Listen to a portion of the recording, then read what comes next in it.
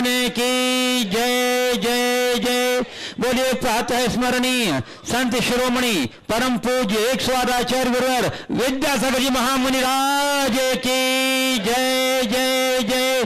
बोलिए गुणायतन प्रणेता संका संस्थान प्रवर्तक भावना योग प्रवर्तक प्रखर वक्ता परम पूज्य 108 गुरुवर श्री प्रमाण सागर जी महाराज की जय जय जय। परम पूज्य 108 गुरुवर श्री अरह सागर जी मुनि महाराज की।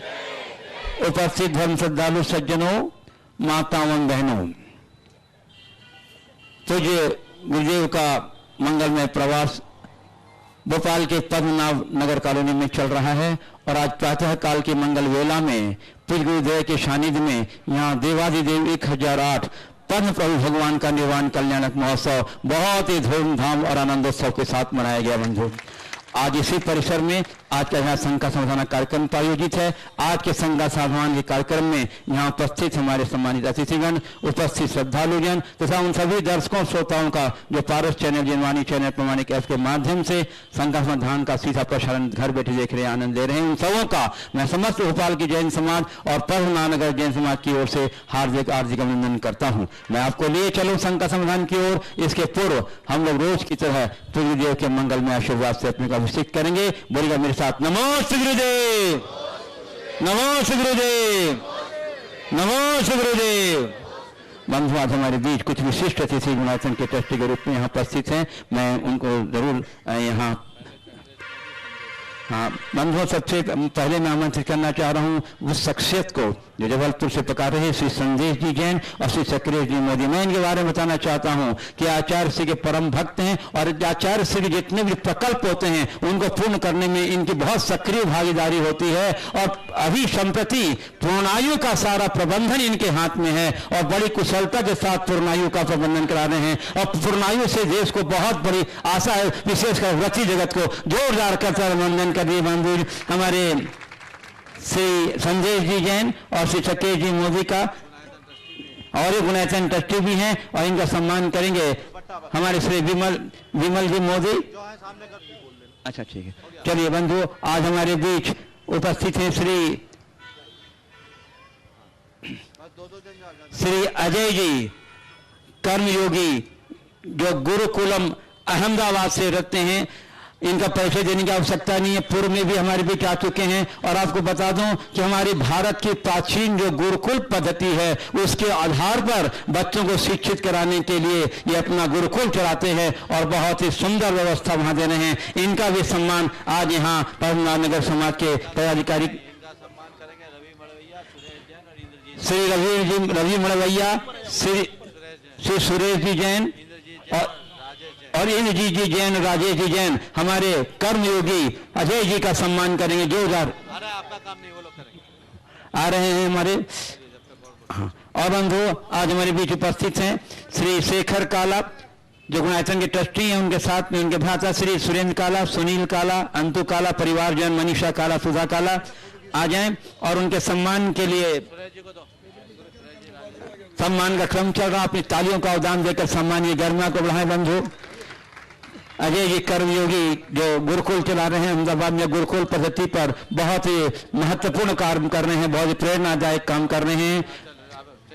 श्री शेखर काला जी आ जाइए। श्री शेखर जी काला और उनका सम्मान कर रहे हैं श्री वीरेंद्र जी अजमेरा जो गुणायतन ट्रस्टी हैं। श्री NL जैन छावला जयपुर जो गुणायतन के चीफ वित्तीय पदाधिकारी हैं और श्रीमती संगीता अजमेर आ जाएंगे उनके महिला परिवार का सम्मान करने के लिए।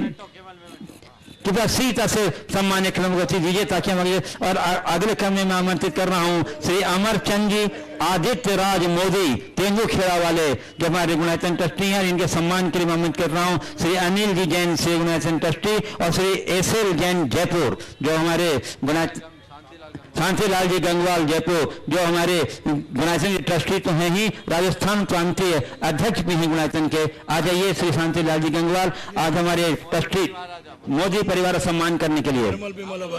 मोदी परिवार में निर्मल जी, विमल जी, अभय मोदी भी आ जाएं इस सम्मान क्रम में। और इसके बाद मैं आमंत्रित कर रहा हूं स्टोन ट्रेडिंग बंधु अमर सिंह जी, आदित्यनाथ जी, मोदी परिवार का सम्मान चल रहा है। इसके अंदर इनके परिवार के निर्मल जी, विमल जी, अजय जी मोदी, सभी निषाद कॉलोनी भोपाल के रहने वाले गुणाचन जी, और ये तेंदु खेड़ा वाले के नाम से जाने जाते हैं शांतिलाल जी गंगवाल जयपुर, जो राजस्थान प्रांतीय गुणाचन के अध्यक्ष हैं, और अनिल जैन सीए। आ जाइए इन सम्मान करने के लिए हमारे श्री मोदी परिवार का, और अपनी कर्ता ध्वनि का योगदान देकर सम्मानीय गरिमा को बढ़ाए। बंधु कृपया शीघ्रता से गति प्रदान करते हुए इस सम्मानीय कार्यक्रम को आगे बढ़ाने के लिए बढ़ाइए। लाइन पे आओ, अच्छे से लाइन में आओ, लाइन में खड़े हो अच्छे से, उसमें सबकी पीठ आ जाती है। चलिए अगले क्रम में आमंत्रित कर रहा हूं श्री स्टोन ट्रेडिंग कंपनी के राजकुमार जी, जितेश जी, मुकेश जी, सुनील जी, गंज बसोदा वाले, जो मीनाल में रहते हैं।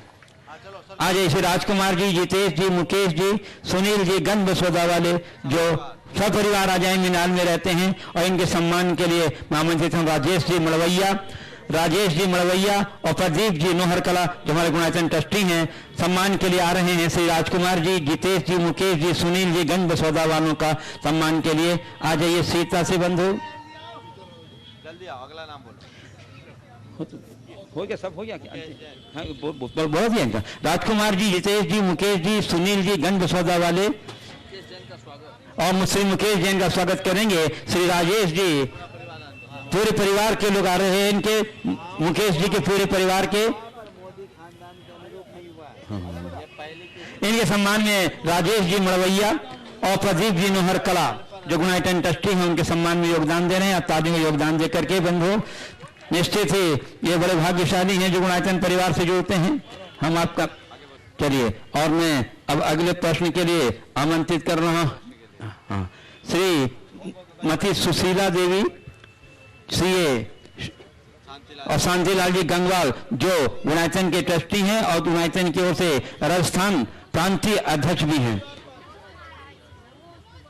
नमोस्तु गुरुदेव, नमोस्तु अरे सागर जी महाराज जी, नमोस्तु महाराज जी। मेरा एक छोटा सा प्रश्न है। हम लोग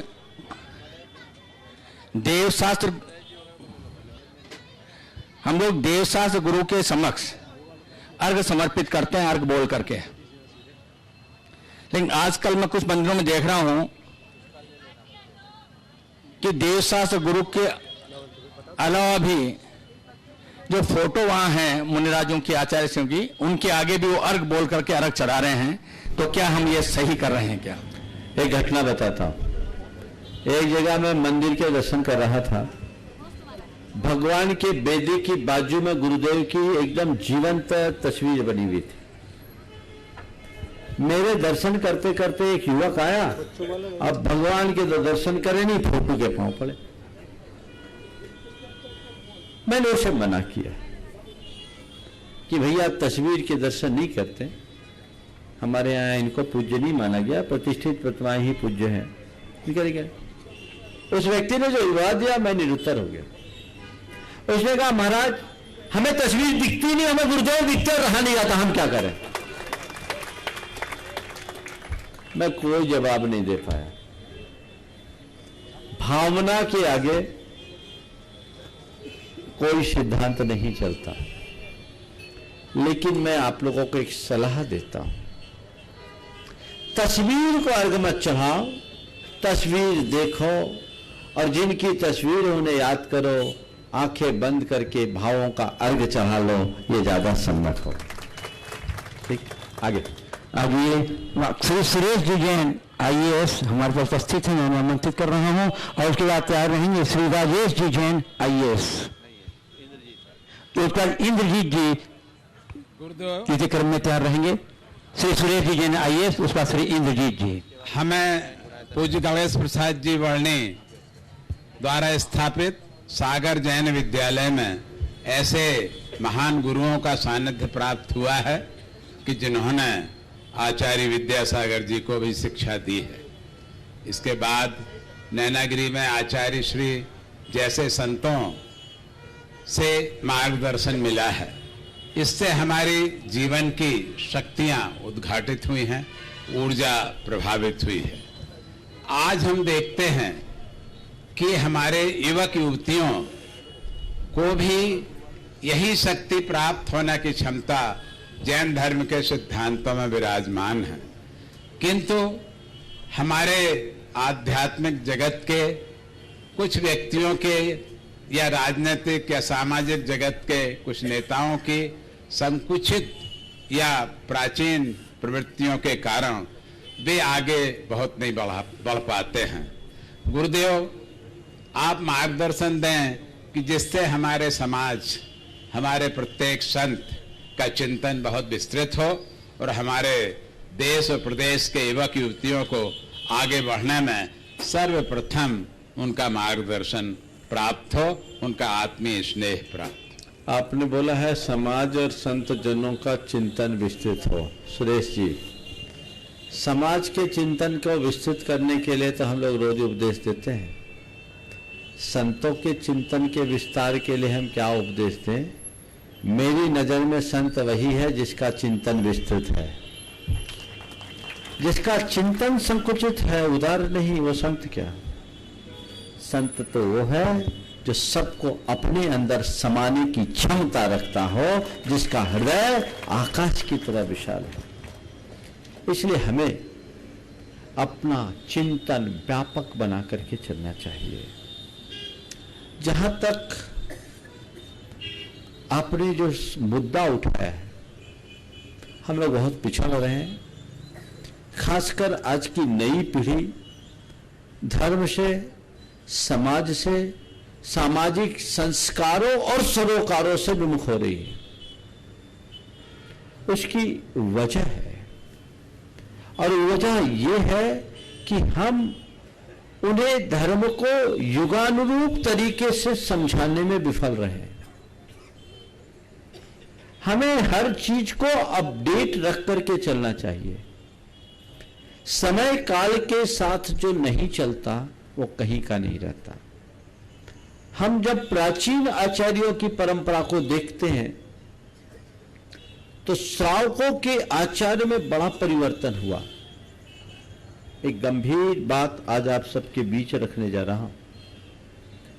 मुनियों के आचार्य में कुछ मौलिक बातों को सुरक्षित रखते हुए आचार्य कुंद ने कहा, द्रव्य क्षेत्र काल भाव के अनुसार अपनी चर्या करना। जैसा समय हो, संसाधन हो, शक्ति हो, सत्य हो, उसके अनुरूप करना, लेकिन मूल गुणों में समझौता नहीं करना। एक हम लोगों को लाइन खींच दी, पर श्रावकों के साथ तो बहुत ढील रही। आचार्य समंतभद्र महाराज के काल में श्रावकों के 8 मूल गुणों की जब हम चर्चा देखते हैं तो 5 अनुव्रत और 3 मकार के त्याग का नाम अष्टमूल गुण बताया। मध्यमान समधु त्याग सहानुव्रत पंच कहे, अष्टो मूल गुना नाहुर गही नाम शमनोत्तमा। उस काल में जैनी मात्र अनुव्रती होता था, ये पहचान थी। धीरे धीरे शिथिलता आई तो 8 मूल गुण को आशाधर जी के काल तक परिवर्तन कर दिया गया। उसमें मध्य का त्याग, मांस का त्याग, मधु का त्याग, पंच उदंबर फलों का त्याग, रात्रि भोजन का त्याग, जीव दया, जल गालन और पंच परमेष्टि की पूजा मिला के 8 कर दिया। 8 बनाया, लेकिन पूरा बदल दिया। अनुव्रत तो बाहर हो गए। उसके बाद मतलब ये दिखता है कि हमारे कुलाचारों में शिथिलता आई, इसलिए इसको मूल गुण में माना गया। और जब इसमें भी आप लोग नहीं टिक पाए तो कालांतर में और परिवर्तन किया गया और कहा मध्य मांस मधु का त्याग और पंच उदंबर फलों का त्याग कर दो। 8 हो गए, 8 को आप पूरा कर लो, 8 मूल गुण है। ये किस बात का प्रमाण है? ये समयानुरूप आचार में किए गए परिवर्तन का उदाहरण है।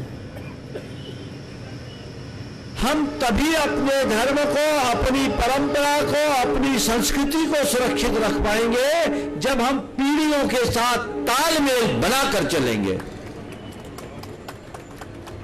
यदि हम लकीर को पकड़ करके बैठेंगे तो फकीर ही बनेंगे। इसलिए हमें कुछ बातों पर गंभीरता से विचार करना चाहिए और उसी अनुरूप अपना सारा कार्य करना चाहिए। आप जो बोल रहे हैं, हम तो रोज बोलते हैं, मैं बहुत खुले विचारों का हूं। न मैं प्राचीनता को पूरी तरह अच्छा मानता हूं, न ही आधुनिकता को सर्वथा गलत मानता हूं। मैं प्राचीनता और आधुनिकता के मध्य समन्वय बना करके चलने का आदी और अभ्यासी हूं। नूतन और पुरातन के मध्य जब सामंजस्य बैठेगा तो हमारे विकास की संभावनाएं अपने आप खुलेगी। श्री इंद्रजीत जी जैन और इस बात तैयार रहेंगे Mukesh Jain, stone trading company Bhopal, Gunayatan trustee. महाराज जी नमोस्तु। हम भारतवर्ष के निवासी हैं, हमारी मातृभाषा हिंदी है, राष्ट्रीय भाषा हिंदी है। हम हिंदी भाषी पट्टी में निवास करते हैं और शैक्षणिक अर्हता, शैक्षणिक शिक्षा भी पूरी हिंदी में हुई है। लेकिन आज हम देख रहे हैं कि हिंदी को लोग, हमारी शिक्षा प्रणाली इस तरह से है कि लोग अंग्रेजी की तरफ ध्यान दे रहे हैं।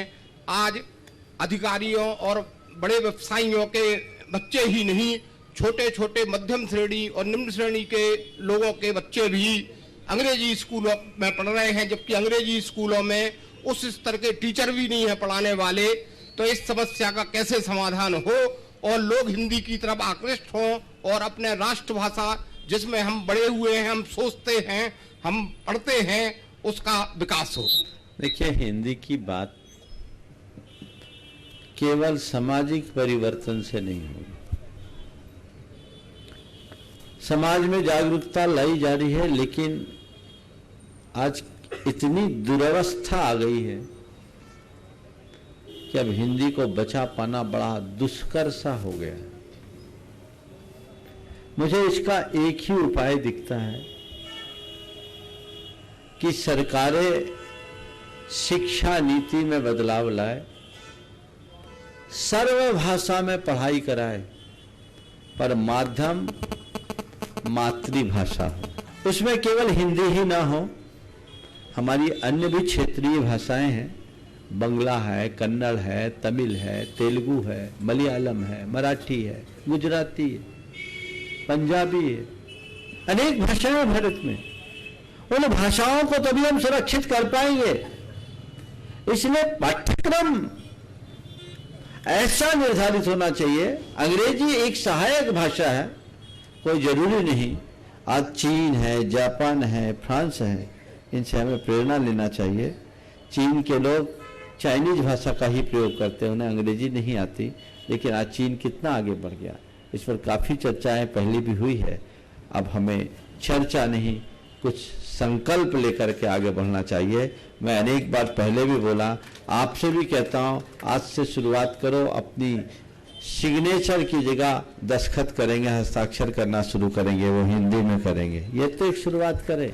लोग बोल देते हैं पर लोग फिर भी सिग्नेचर ही करते हैं, हस्ताक्षर करना शुरू करें।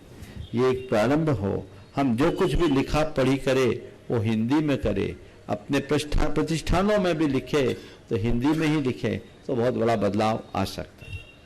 हाँ। Shri Mukesh Jain, stone trading company Gunayatan trustee बता रहेंगे। जबलपुर से पधारे श्री संदेश जी चक्रेश जी मोदी, जबलपुर। नमस्ते गुरुवर।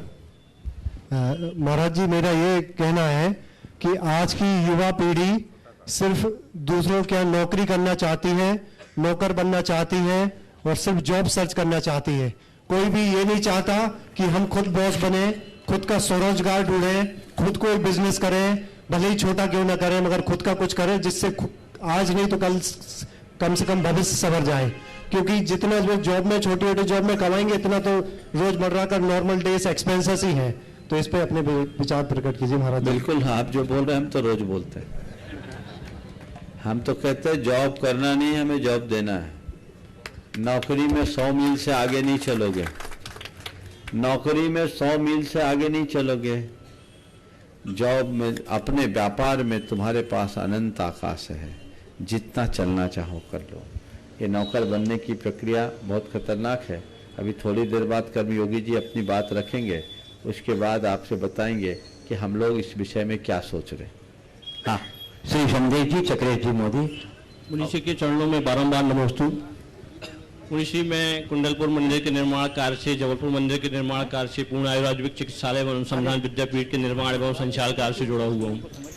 मुनीषी, जब हम लोग आचार्य के आशीर्वाद से सब कार्य करते हैं तो सभी कार्यकर्ता की भांति कार्य करते हैं, लेकिन इस कार्य के दौरान समाज का एक वर्ग धीरे धीरे करके कार्यकर्ताओं का विरोधी होता जाता है, काम में कमियां निकालने लगता है। काम में कमियां निकालना ठीक है मुनीषी, फिर उसकी दूर हो जाती हैं, क्योंकि कमियां लोग निकालेंगे नहीं तो हम उसको दूर नहीं कर पाएंगे। लेकिन धीरे धीरे करके वो कार्यकर्ता के पीछे बढ़ जाते हैं कि कार्य कर रहा है, एक कार्यकर्ता सही नहीं है, इनके ये दोष है, ये है, झूठी सच्ची बातें समाज में होने लगती। उसके लिए कार्यकर्ता का मन अंदर से वो होता है कि भाई अब ये हम तो अच्छे कार्य में जुड़े हैं और सब मुनियों के और गुरुओं के आशीर्वाद से कार्य को उनके मार्गदर्शन में कर रहे हैं, लेकिन ये सारी बातें समाज के लोगों को तक पता नहीं रहती, तो वो कार्यकर्ता के पीछे बढ़ जाते हैं और करने वाले का मन अंदर से वो होता है तो वो सब काम प्रभावित होता है। ऐसे में कार्यकर्ता को क्या करना चाहिए मुझे? देखो, ये सवाल आचार्य उमा स्वामी के सामने खड़ा हुआ,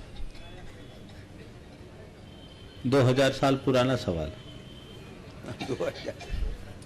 और तुम्हारे लोगों के लिए नहीं, हम मुनियों के लिए, पर मैं इसकी व्याख्या व्यापक रूप से करता हूं। तत्वार सूत्र में एक सूत्र आता, मार्गात च्यवन निर्जरार्थम परिशोढभ्या परिशहा।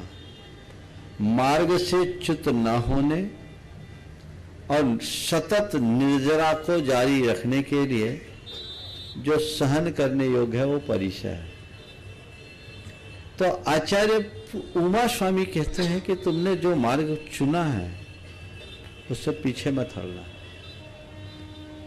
परिशा क्या है?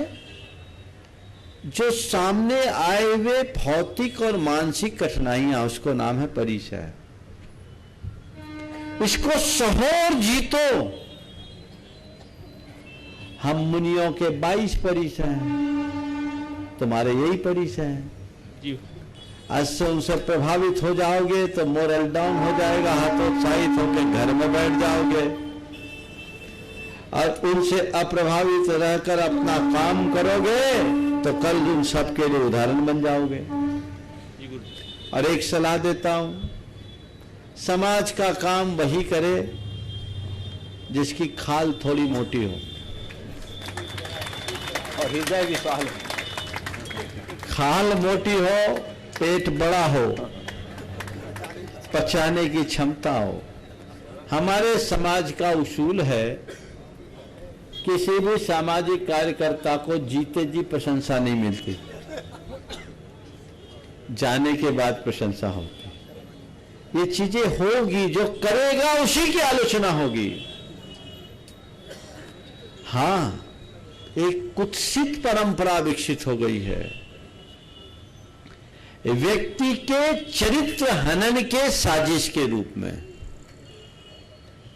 अनर्गल आधारहीन बातें लोग सामाजिक कार्यकर्ताओं के विरुद्ध प्रचारित कर देते हैं बिना नाम के। अब तो साधुओं को भी नहीं छोड़ते, वो बड़ा कुत्सित कृत्य करते हैं।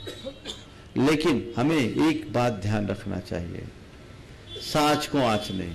यदि मैं सच्चा हूं तो डरूं किससे?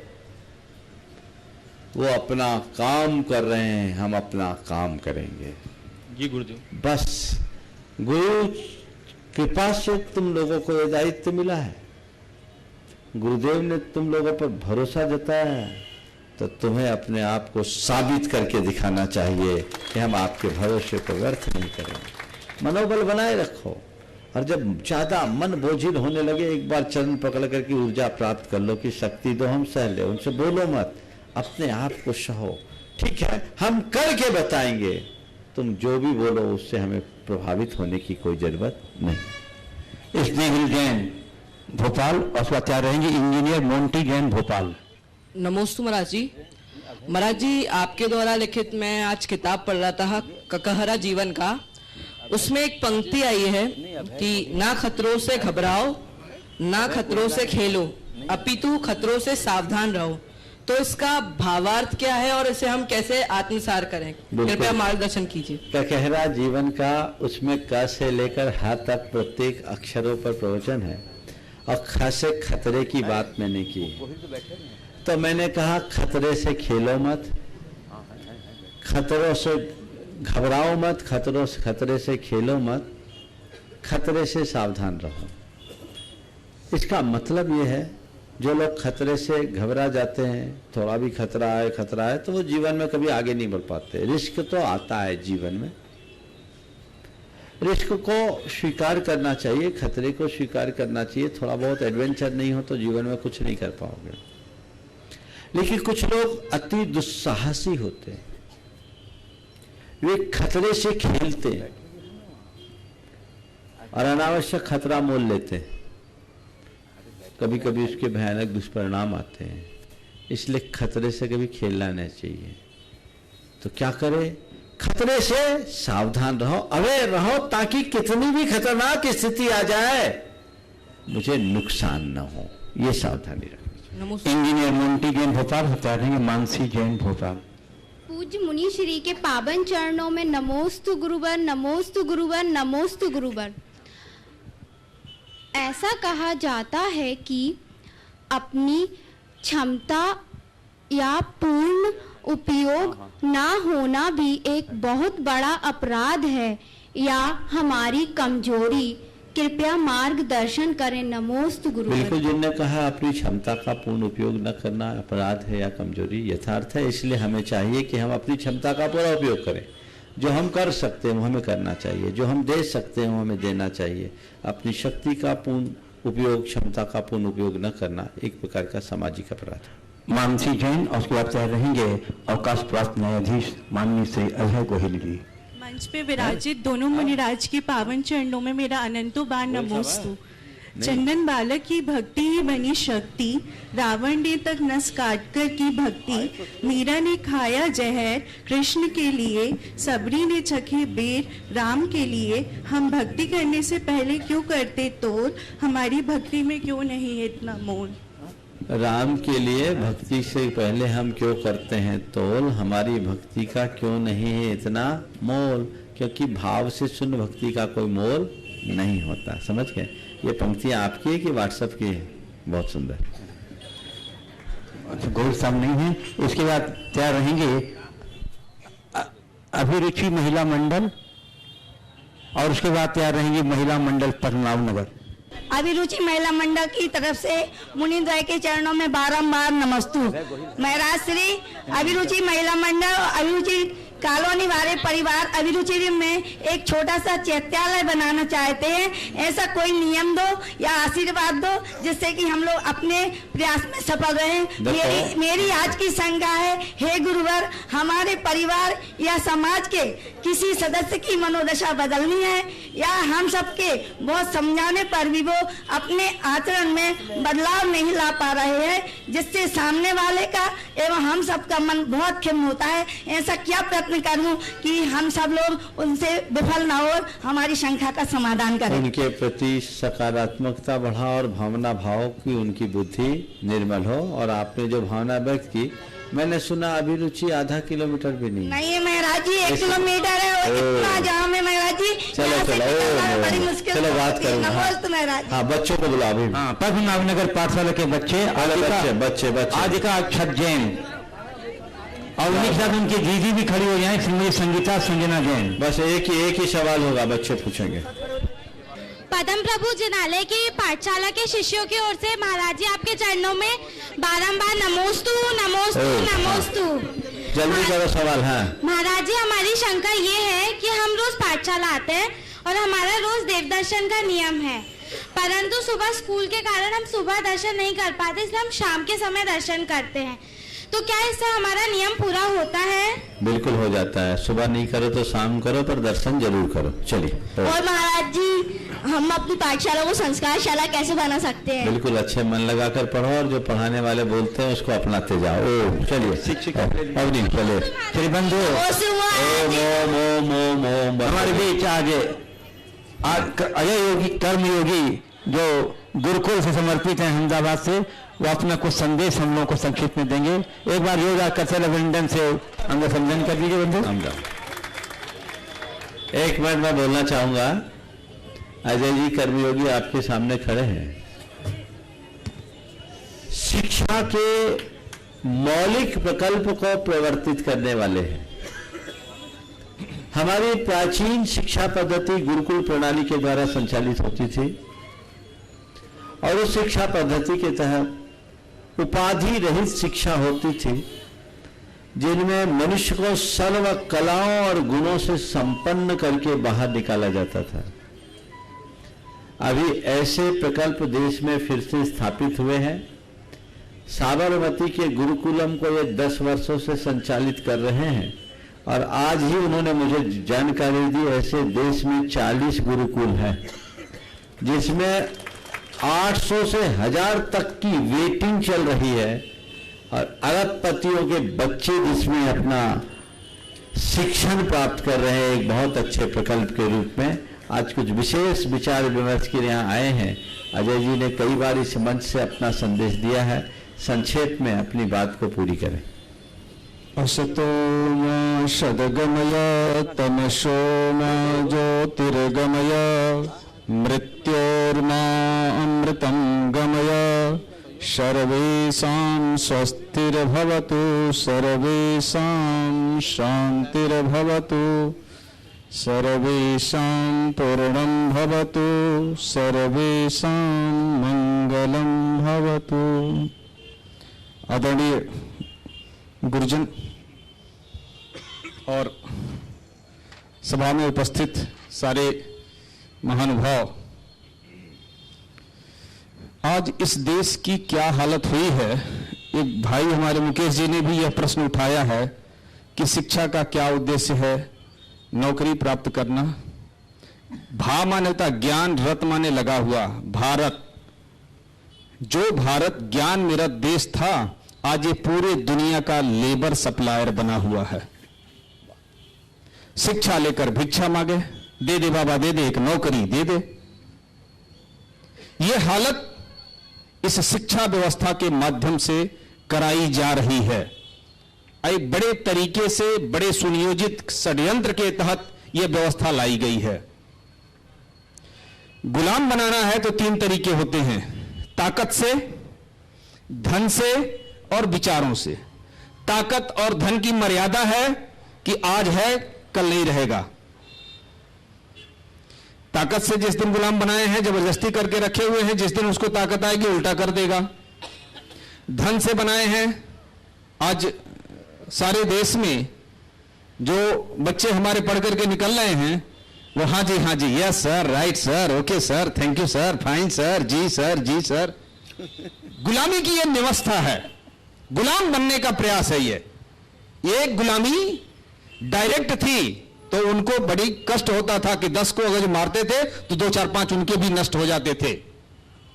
यह व्यवस्था उनके लिए उचित नहीं थी, तो इसलिए उन्होंने सेकेंड लेयर पर काम किया। देश का सारा धन लूट लिया और लूटने के बाद इस देश में सोने चांदी के सिक्के चलते थे। आप लोगों को पता होगा, सोने चांदी के सिक्के को उन्होंने बड़े तरीके से पहला डिमोनेटाइजेशन अंग्रेजों ने किया था और उन्होंने इस देश का, आप कल्पना नहीं कर सकते, 4,68,000 करोड़। उस समय यह कहा गया था कि 1300 जहाज भर करके यहां से सोना चांदी लूट करके लेकर के चले गए थे और हमारे हाथ में वो कागज के टुकड़े पकड़ा दिए और हम कागज लेकर के वही गाना गा रहे हैं आज भी। सबसे श्रेष्ठ धन कौन सा है? विद्या धनम सर्वधनम प्रधानम। सबसे श्रेष्ठ धन है विद्या, ज्ञान। और आपके समाज से तो बस सबसे श्रेष्ठ महापुरुष का और हमारे गुरुवर का नाम ही कहने की जरूरत नहीं, और साथ में हमारे प्रमाण जी हैं, उसके प्रमाण हैं, तो इसलिए अब कुछ कहने की जरूरत नहीं है। महाराज जी कितने अंदर से आपके भी, मैं वहां गया था रामटेक में भी, महाराज जी ने बुलवाया था, रामटेक में मैं गया था, लिख लिख करके टंगवाए हैं जिनालय के सामने, और उसमें ये दिया था कि वह मैकाले ने क्या लिखा था, I have traveled length and breadth across the India. I didn't found even a single beggar. No one is unemployed. Its morality is so high. I cannot conquer this country. मैं इस देश को गुलाम नहीं बना सकता, वो कह रहा है। क्या करना है? ये 4 पाए हैं, इनको तोड़ने बिना कुछ भी नहीं हो सकता। सबसे श्रेष्ठ पाया गुरुकुल व्यवस्था थी। गुरुकुल व्यवस्था में एक सबसे स्पष्ट था कि उससे जो निकलने वाला जो बच्चा था वो तेजस्वी यशस्वी समाज के अग्रणी बनता था, वो कभी गुलामी नहीं कर सकता था। तो इसलिए उन्होंने सबसे पहले प्रयास किया कि इस व्यवस्था को भंग कर दिया जाए, तोड़ दिया जाए। अब ये टूटे व्यवस्था, तो उसके सामने कौन सी नई व्यवस्था खड़ी की जाए? तो उसके लिए उन्होंने एक नया कुल बनाया जिसका नाम है यीशु कुल। और वही स्कूल, आप स्कूल चले हम, स्कूल चले हम। आप ताली मत बजाइए, ये बड़े हृदय का जो वेदना है। मेरे भी पास आप सबके सामने आया हूं, मेरे पास ये नहीं था, लेकिन मुझे गुरुवार का आदेश मिला था। मैं उड़ीसा में था, उस समय मेरे पास फ्लाइट की टिकट थी, मुझे जाना था दिल्ली, लेकिन सब काम छोड़ करके और जनरल में बैठ करके रात भर आया हूं। महाराज जी पूछ रहे थे तो आधा सो रहा था, आधा उठ रहा था, बात भी कर रहा था, लेकिन बात नहीं कर पा रहा था।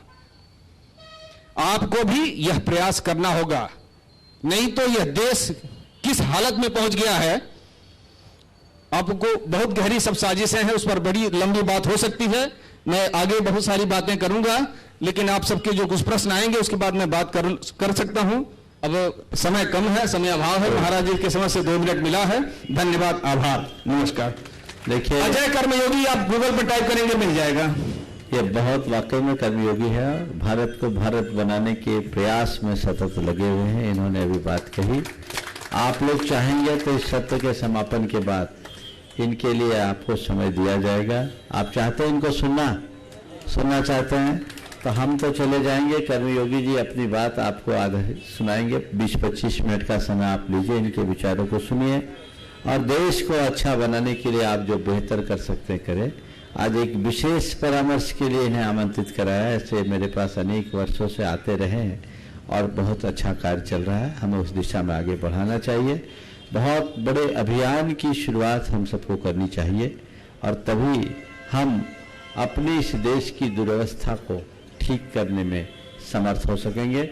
एक तो सूचनाएं पहले दे दीजिए, फिर प्रश्न कर दीजिए। बंधुओं, आचार्य श्री की प्रेरणा से गठित दैवोदय महासंघ जीव दया के क्षेत्र में बहुत उल्लेखनीय काम कर रहे हैं और अभी उनका एक अभियान चल रहा है कि कत्ल खाने के पशु जा रहे हैं उनको छुड़ाते हैं और अपने गौशाला में लाते हैं। आज के दिन उन्होंने 200 से अधिक गाय को खरीदा है। एक मिनट, अभी 1 तारीख को दैवोदय महासंघ की कार्यकारिणी मेरे पास आई थी, तब चर्चा आई कि बंडा में प्रति सप्ताह बड़ी संख्या में मवेशी आते हैं और कसाई लोग उन्हें थोड़े थोड़े रुपयों में खरीद लेते हैं।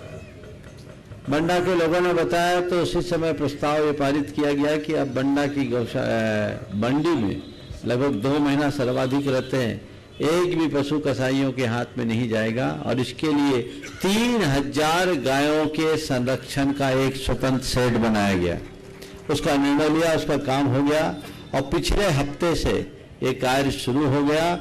आज 200 गाय, आज बुधवार है ना जी, आज बुधवार है, आज 200 गाय आज क्रय की गई। पिछले 200 गाय क्रय की गई। आप लोगों से मेरा कहना है ये प्रयास जारी कीजिए, जो भी अपने घर परिवार की खुशहाली चाहते हैं, खासकर जो अपनी किसी बीमार व्यक्ति के स्वास्थ्य की कामना करते हैं, वे जीव दया का ये कार्य करे और उसके लिए अपनी ओर से गोवंश की सुरक्षा के लिए जो आप दे सके दें। ये बंडा से अभी शुरुआत है और भी होगी, अभी कई लोगों ने नाम लिया जिनकी सूचना अभी आप सबको दी जाएगी। आप इनमें अपना सहयोग दें। एक पशु की कितनी राशि है, उनके खरीदने से भरण पोषण तक का ये बहुत बड़ा अभयदान का कार्य है और ये अभियान निरंतर चलते रहना चाहिए। बोलिए। बंधुओं, आज स्वीकृति प्राप्त हुई है। 51,000 रुपये राशि श्री महावीर जी शकुंतला जी सेठी कोटा ने दी है। 2000 आवेदन कर दीजिए, गुणायतन ट्रस्टी हैं। और 11,000 रुपया श्री मंजू वीरेंद्र जी जैन भोपाल ने दी है। वो अभियान का बात सुन करके वो उन्होंने दिया है।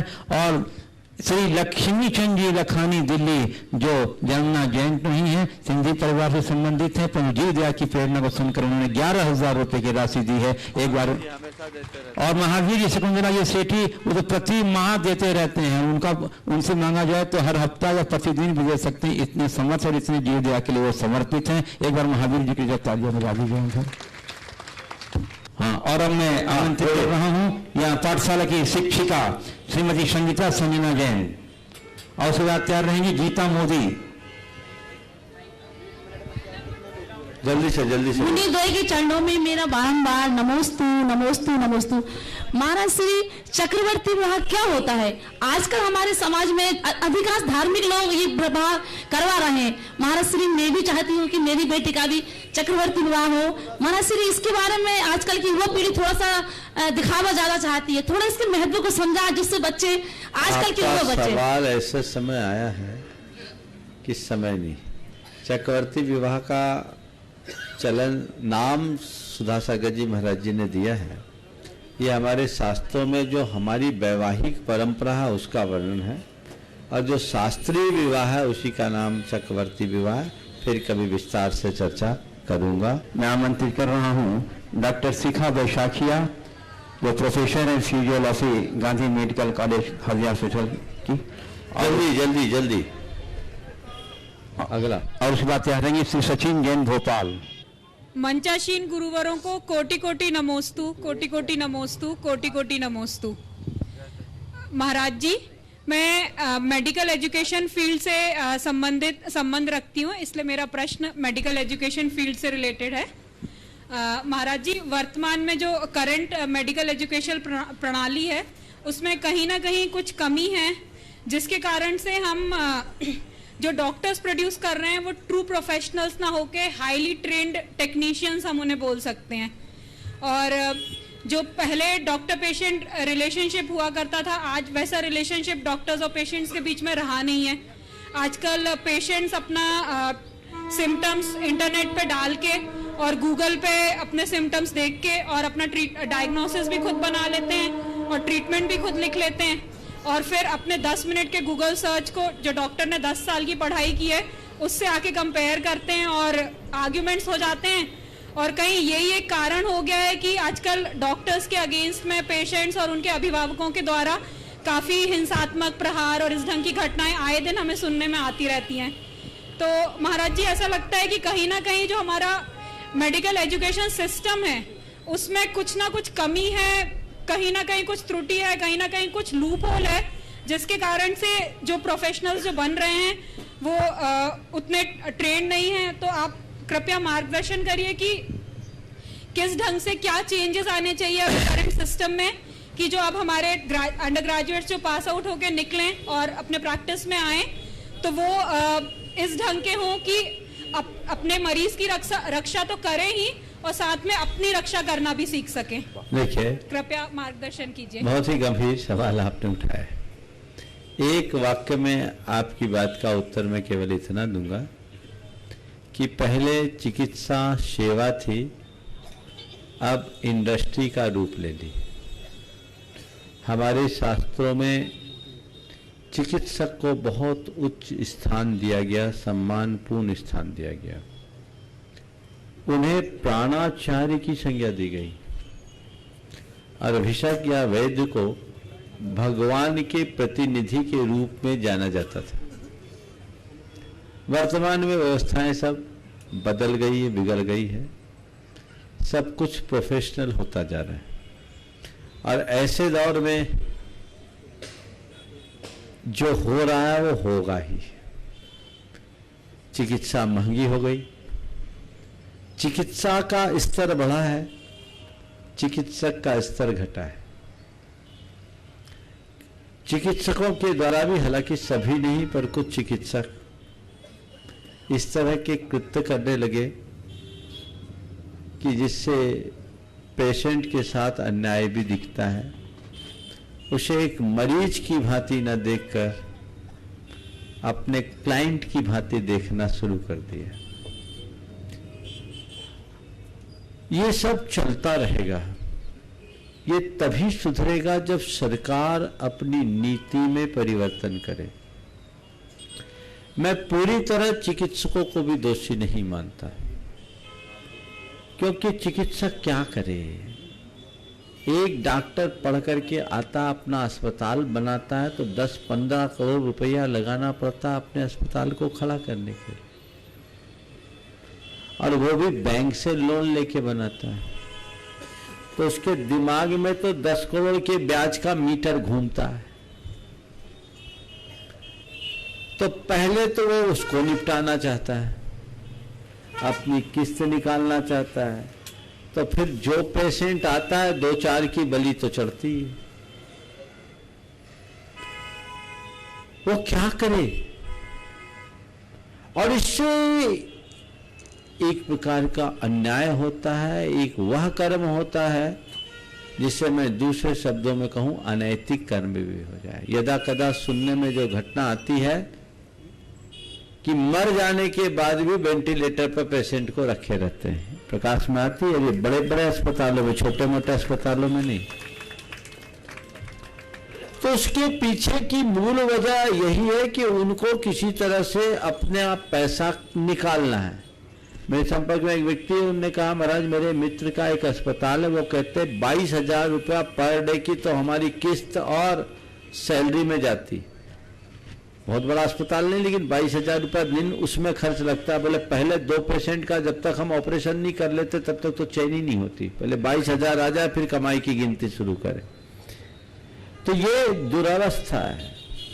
इसका एक ही उपाय है कि चिकित्सा को सरकार अपने हाथ में ले और पूरे देश को मुफ्त चिकित्सा दे, भले उसके लिए टैक्स बढ़ा दे। विदेशों में कई जगह ऐसा है। चिकित्सा का मौलिक अधिकार है और सरकार को ये करना चाहिए। अभी आयुष्मान भारत आदि की योजनाएं बनी है, पर वो बहुत घूम फिर के आती है। शासन को चाहिए कि कुछ ऐसी नीति बनाए, शिक्षा चिकित्सा के लिए अतिरिक्त कर लोगों से ले, छोटे बड़े सब से ले, और चिकित्सा को पूरे देश को निःशुल्क उपलब्ध करा दे, तो चिकित्सकों का सम्मान भी बचेगा और मरीजों की जान भी बचेगी। यही एक उपाय इसका मुझे दिखता है। सचिन जैन भोपाल, और उसका तैयार रहेंगी सुश्री CS साक्षी जैन भोपाल। महाराज श्री नमोस्तु। महाराज जी, अभी कुछ समय पहले सुना गया था कि पहले चाइना ने अपने बहुत सारे साइंटिस्ट, डॉक्टर और प्रोफेशनल्स को अपने देश वापस बुलाया है, जो कि अन्य देश में अपनी सेवाएं दे रहे थे। अब वह अपने देश आकर अपने देश के विकास के लिए योगदान दे रहे हैं, जबकि हमारे देश में भारत से जो लोग सर्विस देने के लिए दूसरे देश में जाते हैं और दूसरे देश के विकास में लगे हुए हैं। तो महाराज जी, ये कहाँ तक सही है, जबकि हमारे देश में विकास की अपार संभावनाएं हैं और हमारे देश में प्रतिभाओं की कमी नहीं है। महाराज जी, शंका का समाधान कीजिए। देखिए, इसमें 2 स्तर पर विचार होना चाहिए। देश के शासकों को इस विषय पर गंभीरता से विचार करना चाहिए और लोगों को नए अवसर प्रदान करने की नीतियां बनानी चाहिए। दूसरी ओर हमारे देश की प्रतिभाओं को देश के प्रति गौरव का भाव रखना चाहिए, देश के प्रति गौरव का भाव रखना चाहिए और अपनी मातृभूमि का ऋण चुकाने के भाव से इसी देश में अच्छी संभावना की तलाश करनी चाहिए। ये उनके ऊपर उनका फर्ज है। विडंबना तो तब लगती है जब अमेरिका जैसे देशों से उनको भगाया जाता है और वो वहां गिड़गिड़ाते हैं। जरूरत क्या है? हम जहां खड़े होंगे वहां अपने लिए अवसर तैयार कर लेंगे। ये संभावनाएं हमारे साथ है, हमें उस दिशा में प्रयास करना चाहिए। सुश्री CS साक्षी जैन, उसके बाद तैयार रहेंगी रागिनी अनिल जैन CA पद्मनाभ नगर गुणैटन ट्रस्टी। नमोस्तु महाराज जी। हे गुरुवर, धर्म की राह पर चलते हुए कई विकल्प मन में उठते हैं, लेकिन परिवार, समाज के दबाव पर, लोगों की सोच के कारण उस पथ पर अग्रसर नहीं हो पाती हूँ। उसके लिए मुझे क्या करना चाहिए, कृपया मार्गदर्शन दें। लोगों को अपना प्रतिमान मत बनाओ, खुद की कसौटी पर खुद को कसने की कोशिश करो। धर्म मार्ग दूसरों को देख करके नहीं अपनाया जाता, धर्म मार्ग खुद को देखकर अपनाया जाता है। अब रहा सवाल भूमिका अनुरूप कार्य का। अगर किसी को सन्यास के मार्ग में लगना है तो इधर उधर न देखे, केवल अपने लक्ष्य को देखे, उस पर दृढ़ निष्ठा रखे और आगे बढ़ चले। लोगों को देखेंगे तो कोई सलाह नहीं देंगे, कोई सलाह नहीं देंगे। एक बार की बात है, मैं जब ब्रह्मचारी था, एक वरिष्ठ विद्वान थे, खुरई में वाचना चल रही थी, 1985 की बात है, सिद्धांत शास्त्री विद्वान। मैंने उनसे पूछा, पंडित जी, मैं केवल एक्चुअल में उनको नापने के लिए पूछा था, बता दूं उस समय मैं थोड़ा कुतूहली भी था, बच्चा था, तो उनको नापने के ख्याल से पूछा, पंडित जी मैं दीक्षा लेना चाहता हूं,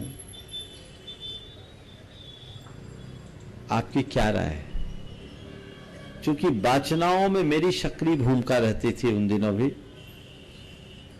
तो सारे विद्वान मुझे अच्छे से जानते थे, था बहुत छोटा सा, मूंछें भी नहीं निकली थी।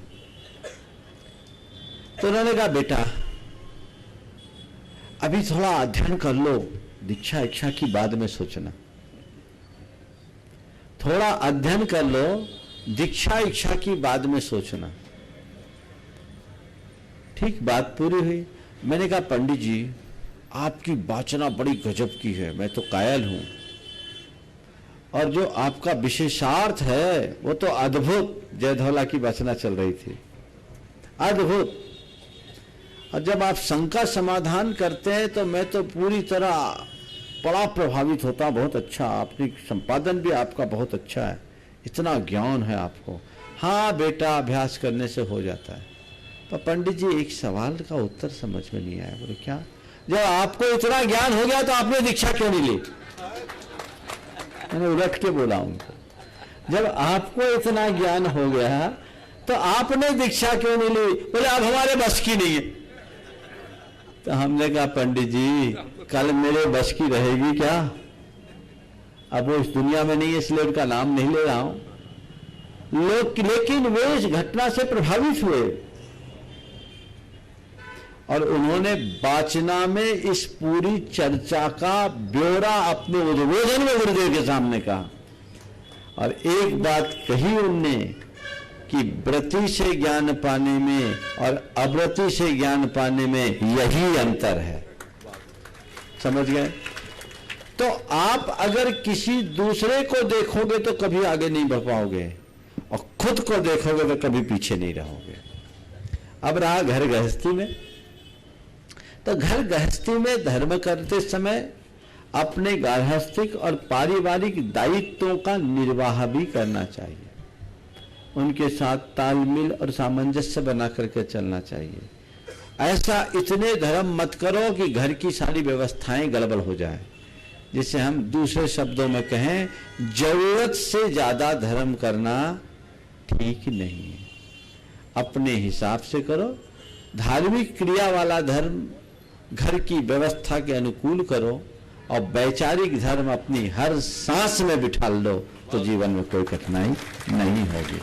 हाँ, रागिनी अनिल सीए, पद्मनाभ नगर गुणाठन षष्ठी। मुनि श्री के चरणों में नमोस्तु नमोस्तु नमोस्तु। महाराज जी, ये सत्य है कि हमारे कर्मों से हमारा अगला भाव निश्चित होता है। कुछ लोग तर्क करते हैं कि कुछ भी करते रहो, लेकिन अगले भाव में स्मरण कहाँ रहता है, इसलिए मजे से रहो। और महाराज जी, ऐसा भी होता है जो बुरा कर रहे हैं तो भी सुखी संपन्न है, और जो अच्छा कर रहे हैं वो दुखी है। कृपया समाधान करें।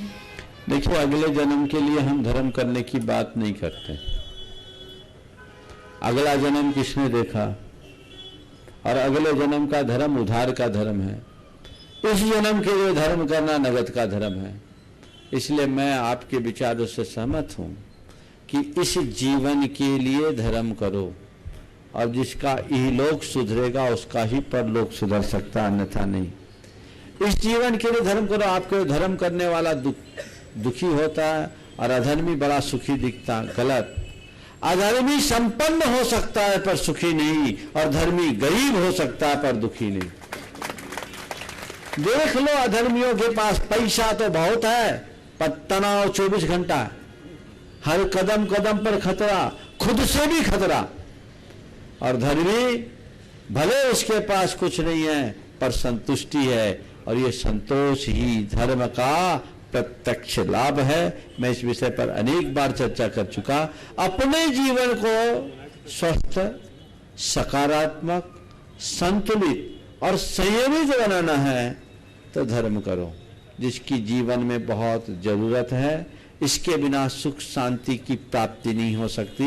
इसलिए जीवन को सुखी, शांत और सहज बनाना है तो धर्म करो। इस प्रकार आज की इस सत्र को परम पूज्य गुरुदेव के चरणों में नमन अर्पित करते हुए यहीं पर विराम। बोलिए परम पूज्य आचार्य गुरुवर श्री विद्यासागर जी महाराज की। बोलिए मुनिवर श्री प्रमाण सागर जी महाराज की, मुनिवर श्री अरह सागर जी महाराज की।